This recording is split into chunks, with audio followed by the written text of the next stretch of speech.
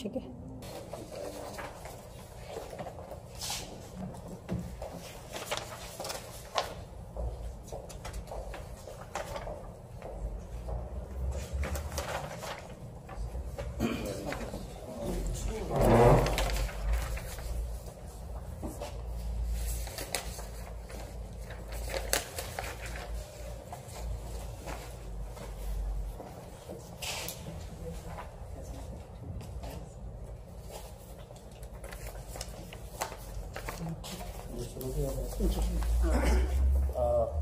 تھوڑا سا تعارف کروانا چاہوں گا. نام میرا سلیم اختر ڈھیرا ہے. سلیم اختر آفیشیل نیم ہے, ڈھیرا ہمارا فیملی نیم ہے. چنیوڑ سے میرا تعلق ہے. پریزنٹلی میں ڈاکٹریٹ کر رہا ہوں انگلش میں, انگلش لٹریچر میں. لیو پہ ہوں اور ہائر ایجوکیشن ڈپارٹمنٹ میں بی ایم لیکچرر جو ہے تو میں فرائض سر انجام دے رہا ہوں. تو یہ کسی بھی فورم پہ میرا خیال ہے میری پہلی ریڈنگ ہے. وہ کالج جو ہے وہ چنیوٹ میں ہی ہے. جی جی. تو اس سے پہلے 2 کتابیں میری مارکیٹ میں ہیں. ایک انگلش میں ہے, ایک تراجم کی کچھ منتھ پہلے جو ہے وہ چھپی. مجھے یہ تو نہیں پتا میں کیسا لکھتا ہوں, اور لیکن میں یہ کہتا ہوں کہ چنیوٹ جو میرا شہر ہے وہاں لوگ لکڑی میں جو ہے وہ شاعری کرتے ہیں, اور وہ ہر گلی میں بیٹھ کے وہ شاعری جو ہے وہ کر رہے ہیں. تو میں یہی تعارف تھا, تو میں پڑھتا ہوں. تلفظ بھی مجھے پتا آپ ٹھیک کریں گے میرا, کیونکہ میرا سبجیکٹ بنیادی طور پہ انگلش ہے. باہر تو اس افسانے کا عنوان ہے جن.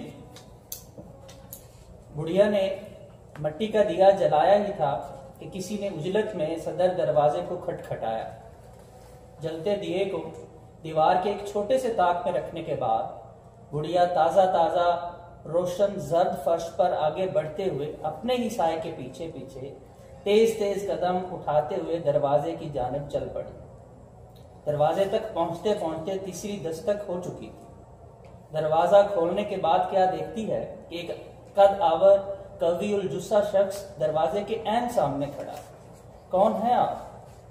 بڑھیا نے تفتیشی انداز میں دریافت کیا. میں جن ہوں, اس نے جواب دیا. کیا؟ عورت حیرت زدہ ہو کر بولی. گھبرائیے نہیں, یہ محض میرا نام ہے, اس نے وضاحتی لہجے میں بتایا. عجیب سا نام, بڑھیا بڑبڑائی. دراصل یہ نام مجھے میرے علاقے کے لوگوں نے میرے غیر معمولی فن کے اعتراف میں دے رکھا ہے.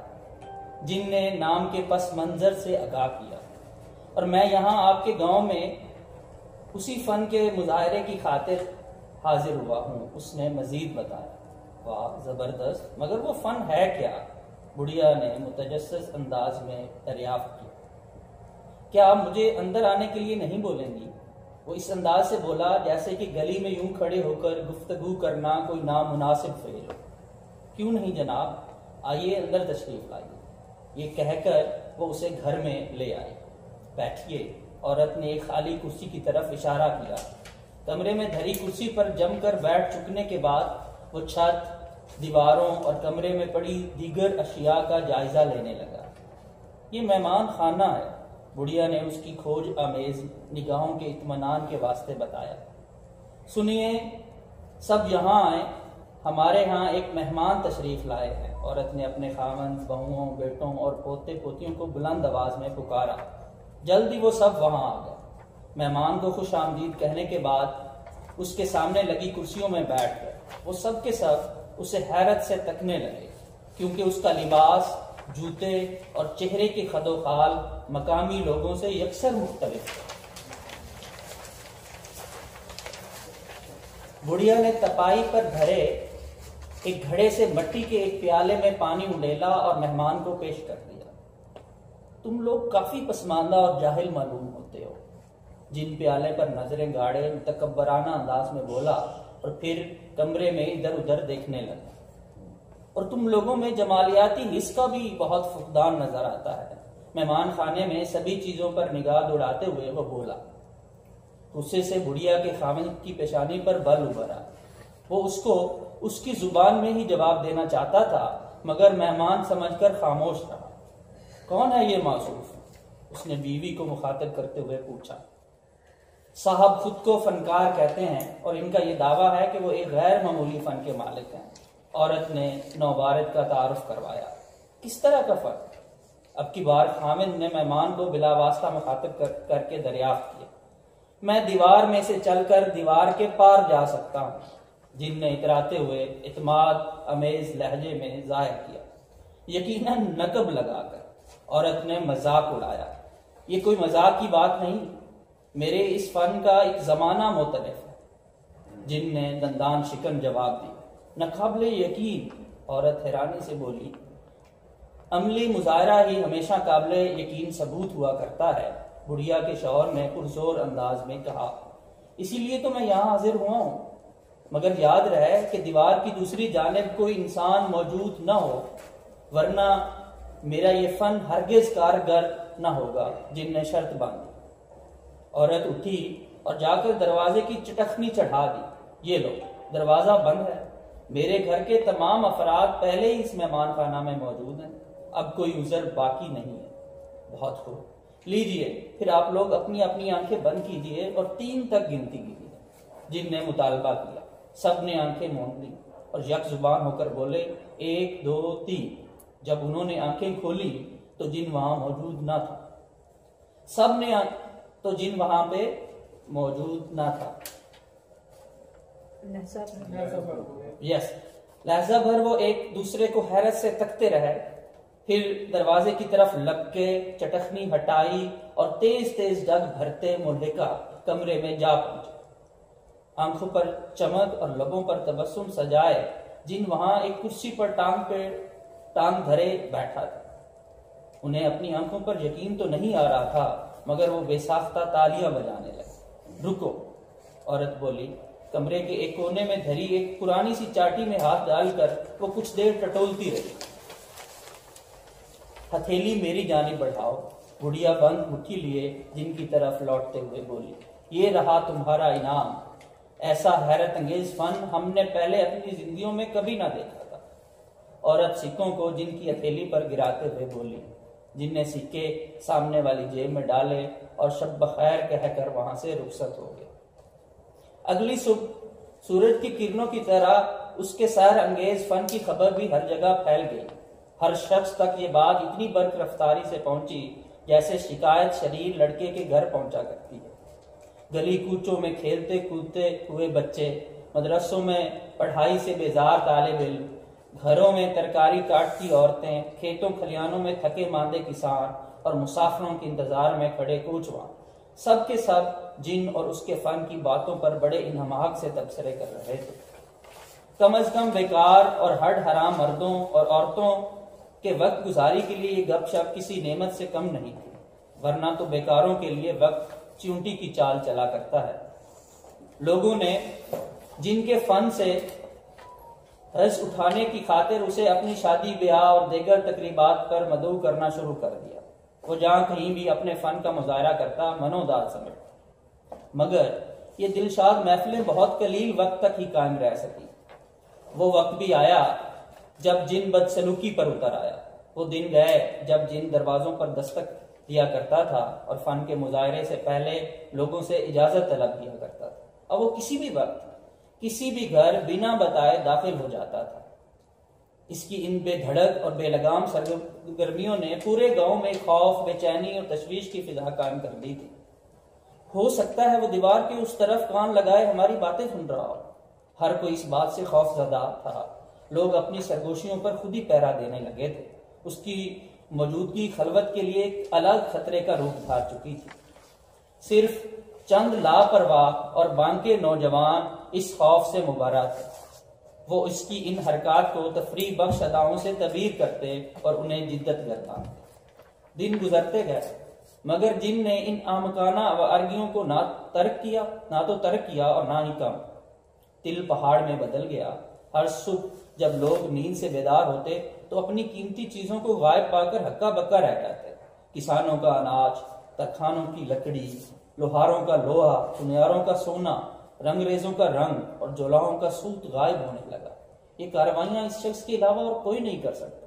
لوگ آنگن میں دھری چارپائیوں پر پہلو بدل بدل کر راتوں کو سوتے، سونے کی 1000 کوشش کرتے مگر سو نہ پاتے۔ بات یہاں تک رہتی تو شاید اچھا ہوتا۔ چنگاری شعلہ بنی اور پھر اس شعلے نے دوزخ کا روپ دھار لیا۔ ایک دن جن ایک چوک میں خرامہ خرامہ چہل قدمی کر رہا تھا، 3 آدمیوں کا ایک گروہ پیچھے سے چلتا ہوا آیا۔ چور! تو سب یک زبان ہو کر اونچی آواز میں بولے اور جن کے پاس سے گزر کر اس کے آگے چلنے لگے۔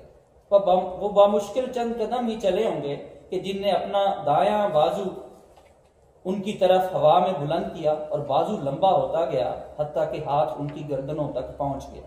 ہاتھ نے باری باری تینوں کا گلا گھونٹ دیا اور دیکھتے ہی دیکھتے وہ اسی ترتیب سے سڑک پر مردہ حالت میں آ پڑے۔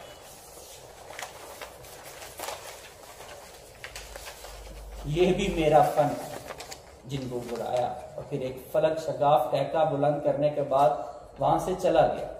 جو لوگ وہاں پر یہ ہیبت ناک منظر دیکھ رہے تھے گھروں کو یوں بھاگے جیسے کوئی بچہ کسی خوف میں ماں کی گود کی طرف لپکتا ہے۔ اس واقعہ نے لوگوں کی سوچوں میں ایک بھونچال پیدا کر دی۔ ان کا دل چاہا کہ وہ چیخ چیخ کر چوکوں چوراہوں میں اس کی بربریت کے خلاف صدا بلند کریں۔ کم سے کم وہ اپنی نجی محفلوں میں دل کا غبار ہلکا کرنا چاہتے تھے۔ قلبی تلاطم اپنی جگہ، مگر خوف کے مارے کوئی بھی یہ جرت نہ کر سکا۔ کیا جنگل میں رہ کر کوئی بکری شیر کو للکار سکتی ہے؟ لوگ سوچا کرتے۔ ایسا نہ ہو کہ کوئی ہاتھ کہیں سے بھی برآمد ہو اور ان کا گلا گھونٹ دے۔ جب بھی وہ کچھ کرنے کا سوچتے تو یہ خیال ان کے ارادے پست کر دیتا اور انہیں اس سوچ سے بھی ڈر لگنے لگتا۔ قتل کی یہ اندوناک خبر گاؤں کے خیر خواہ تک بھی جا پہنچی۔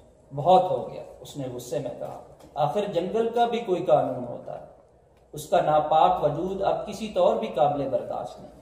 اس نے فیصلہ کن انداز میں کہا، مجھے کچھ نہ کچھ تو ضرور کرنا ہوگا، اس سے پہلے کہ ساری آبادی کسی مذبح خانے میں تبدیل ہو جائے۔ اس نے خود سے کہا۔ ایک دن لمبے چوڑے غور و غوض کے بعد اس نے جن سے ملاقات کرنے کا فیصلہ کیا اور اس کی رہائش گاہ پہنچ گیا۔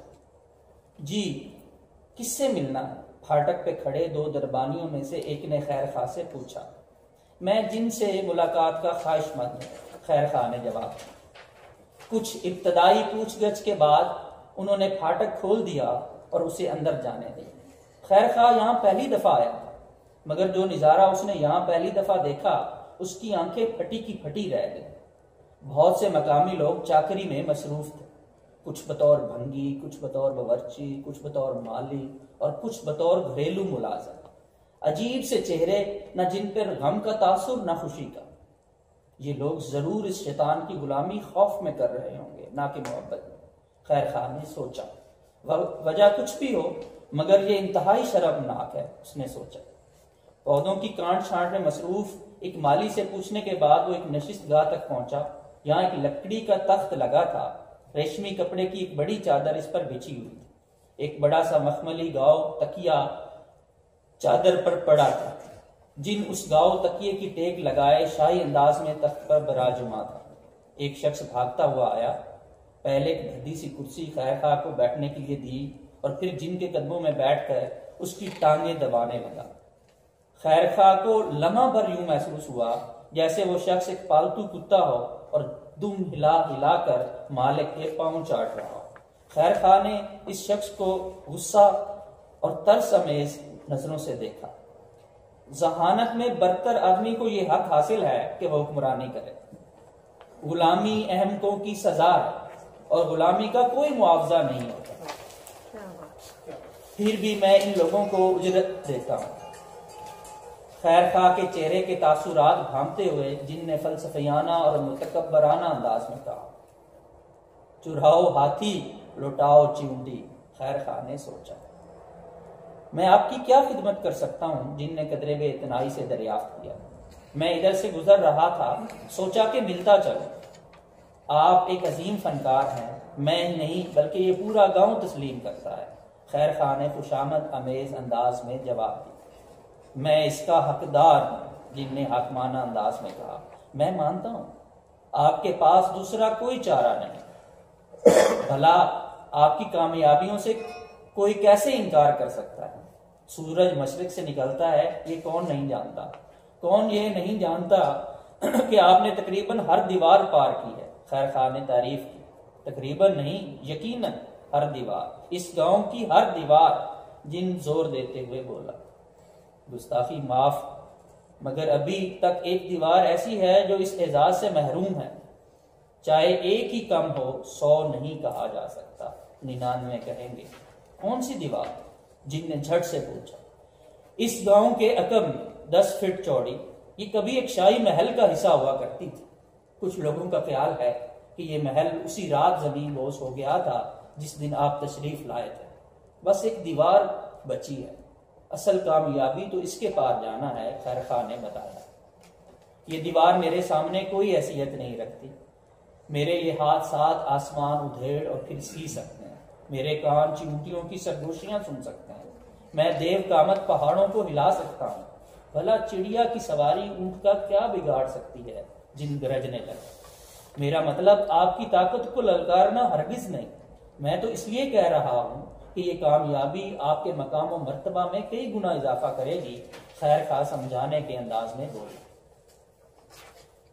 میں وہ دیوار ضرور پار کروں گا، جن نے اعلان کی۔ بہت خوب، خیر خواہ نے فیصلے کو سراہا، مگر دیوار کی دوسری جانب کوئی انسان نہ ہو۔ جن نے شرط باندھی۔ نہیں ہوگا، خیر خواہ نے تسلی دی۔ اگلا دن طے کرنے کے بعد خیر خواہ وہاں سے رخصت ہو گیا۔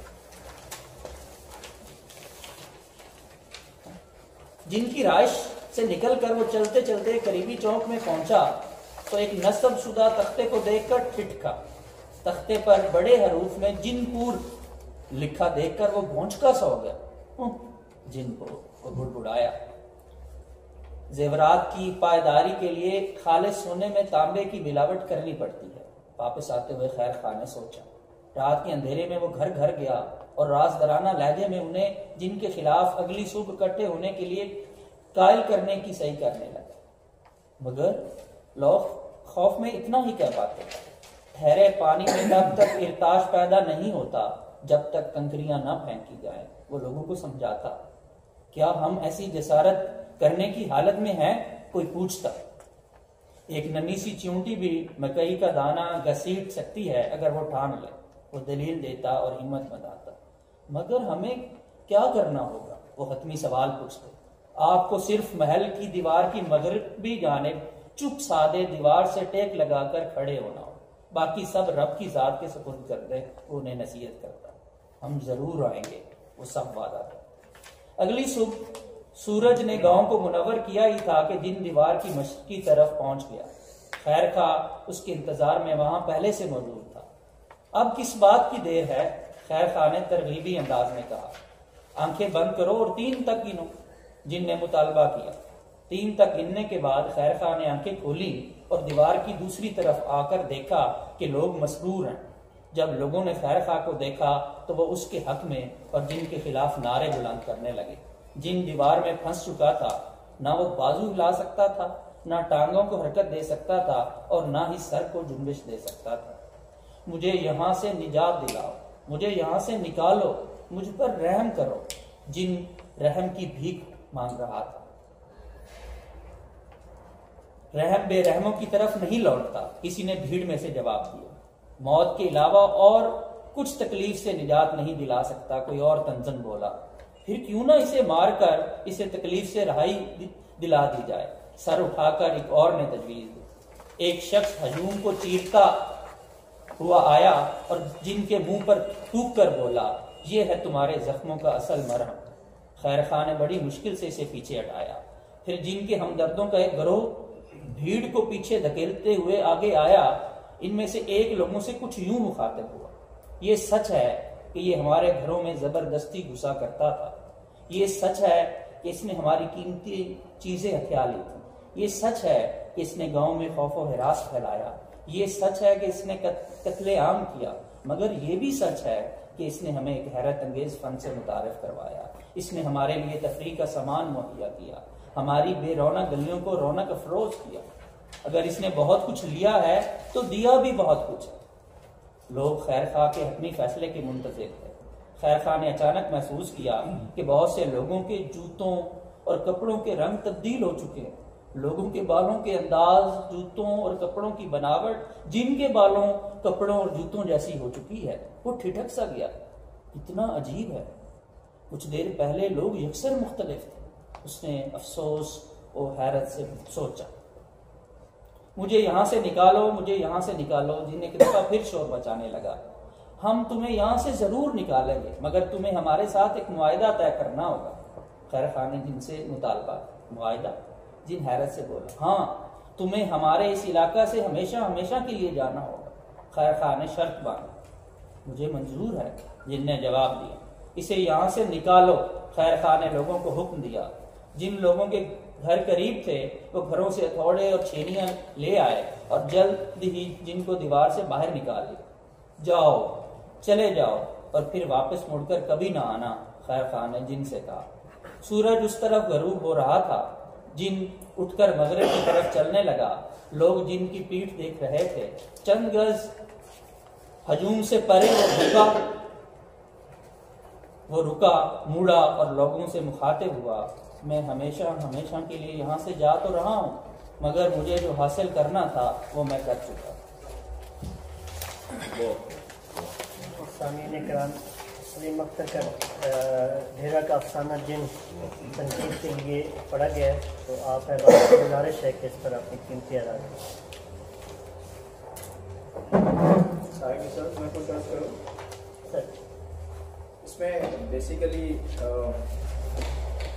میرا خیال ہے کہ کافی اس میں استعارے اشارے ہیں ہمارے معاشرے کے عام جو چلن ہے اس میں، کہ ہمیں کوئی بھی آ کر ڈگڈگی بجا کر اور اپنے پیچھے لگا سکتا ہے۔ ایک بڑا جو اس میں اشارہ مجھے نظر آتا ہے، جو اس کا ٹیپ کا جو بند ہے کہ میں ہمیشہ ہمیشہ کے لیے یہاں سے جا تو رہا ہوں، مگر مجھے جو حاصل کرنا تھا وہ میں کر چکا۔ تو اس کو اگر میں اس اپنے بر صغیر کے تناظر میں دیکھوں تو یہاں انگریز بہادر کی آمد اور ان کا اس خطے میں اپنا اثر جمانا، اور پھر یہاں کے لوگوں کو اپنے رنگ میں رنگنا، اور گئے تو خیر وہ